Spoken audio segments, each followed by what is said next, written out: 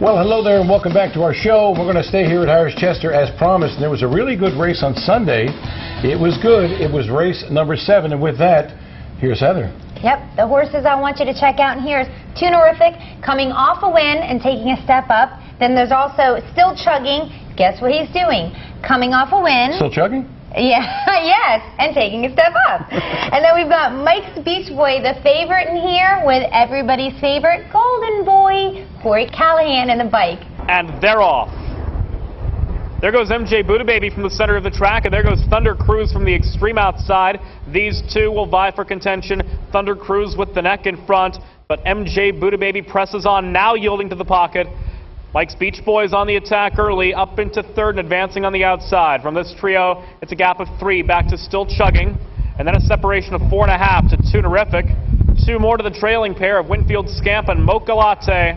And Mike's Beachboy gets that blue shadow roll in front, past the quarter in 26 2/5 seconds. They come past us for the first time. Mike's Beachboy has cleared Thunder Cruise, and Mjbudah is stalking these leaders from third. Still Chugging is 4th and 5 from the front. Tunearific is 5th by 2. Winfield Scamp moves just a bit closer, and Mocha Latte is 7th and last as they round the bridge turn, and it's Mike's Beachboy in control of the terms, now a length and 3/4 in front from Thunder Cruise. Still Chugging is advancing first over, and Tunearific is towed up a joint 4th from second over alongside Mjbudah. The half was 55 and 2. Just over 3/8 to go, and Mike's Beachboy is under pressure from Still Chugging. These two heads apart as they continue up the backstretch. Tunearific has followed live cover to be third. Thunder Cruise is locked in. Mjbudah moves to the outside with some 4.5 to make up. Little response from Mjbudah. And then Winfield Scamp carried wide. Mocha Latte a joint last. 3/4 in 123 and 4. And Still Chugging has come away with the lead. Tunearific continues off cover. Tunearific up within a neck of the leader, and they've opened up 4 from Thunder Cruise, and Mike's Beachboy is dropping back sharply at the cones. 150 to go, and Tunearific has taken the lead by a head. Still Chugging continues to fight on from the inside. These two down to the line. Tunearific and Still Chugging, photo finish. There was nothing fishy about this race. Tunearific was terrific. He gets his second over trip with Andy Miller and pays $36 to win. Also, Still Chugging, 18 to 1 shot here. The exacta, $177. As you would say, that's no chop liver, right?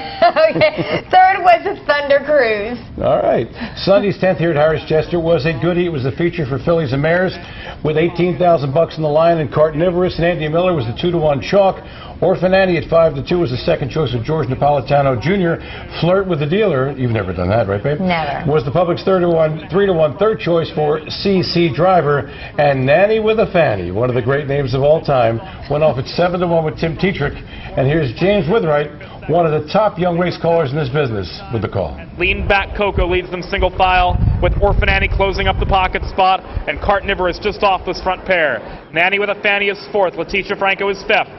Flirt with the Dealer floats just wide moving into the bridge turn, and she'll look to flush cover 7.5 from the front. Just Heavenly is the trailer. Last of the septet as Leanback CoCo takes them through a half, unopposed, in 56 4/5 seconds.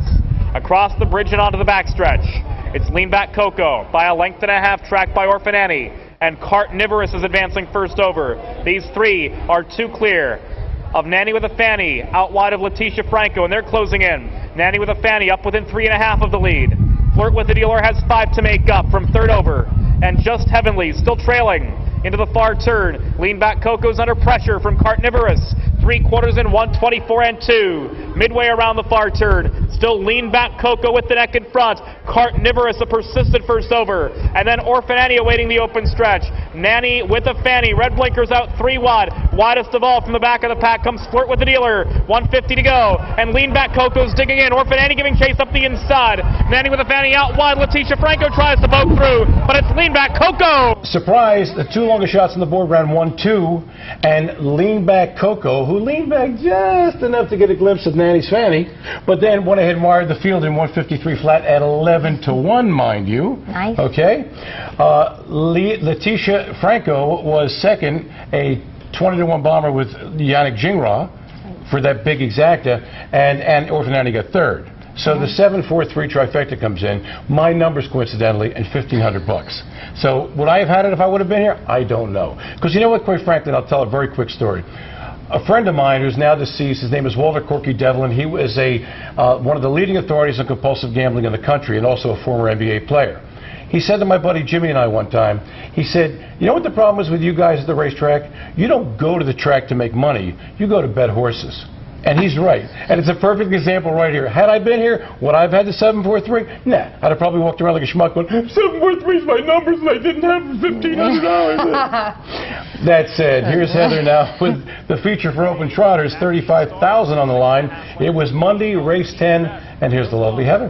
Thank you very much. You're welcome. And here we have Spam Spade. I love this horse. He's a favorite, and also Spam is totally back in style. You don't like Spam, do you? Spam, yeah, it's great. Okay. Lolique won the Open Trot for the past 2 weeks, and then we've got Classic Lane going into this race, first or second, 7 out of his 9 starts this year. Lolique draws alongside Too Salty, and Lolique sticks a neck in front. A length and 3/4 back to Classic Lane in third. Spam Spade just to that one's outside with 4.5 lengths to make up. Mac Dean Star is 6 lengths adrift, 2.5 away. LT's best. And the distant trailer remains Let's Get Serious. Lolique to 3/4 in 1:24 3. 27-1 that third quarter, less for Lolique, and Lolique leads by a length and a half. Classic Lane to the outside of Too Salty. These two a joint second.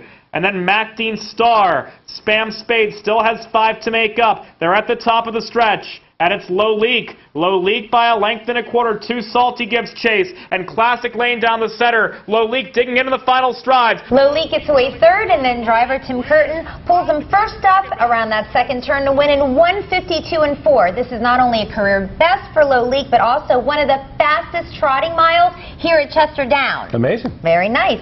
Second was Classic Lane, and then third went to Too Salty. Too salty? Yeah. You mean you don't want your spam too salty? Right, exactly. Stay with us because when we come back, we'll have more action from the Grand Circuit Week at Mohegan Sun Pocono Downs. And also the coach is on deck, and you won't want to miss any of those things.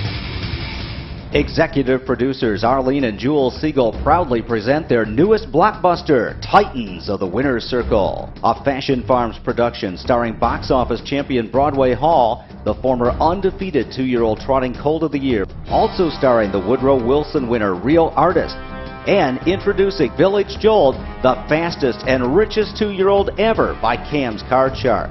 Titans of the Winner's Circle now playing only at Fashion Farms.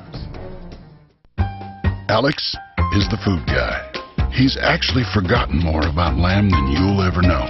He made the reservation, he ordered the wine, and he's the one to thank for this meal. So while you know terms like split aces and double down, he knows terms like drawn butter and pan-seared. And when dinner comes, there's just something nice about having him at the table. That's why he'll always be a part of your group. Everyone plays a part at Harrah's.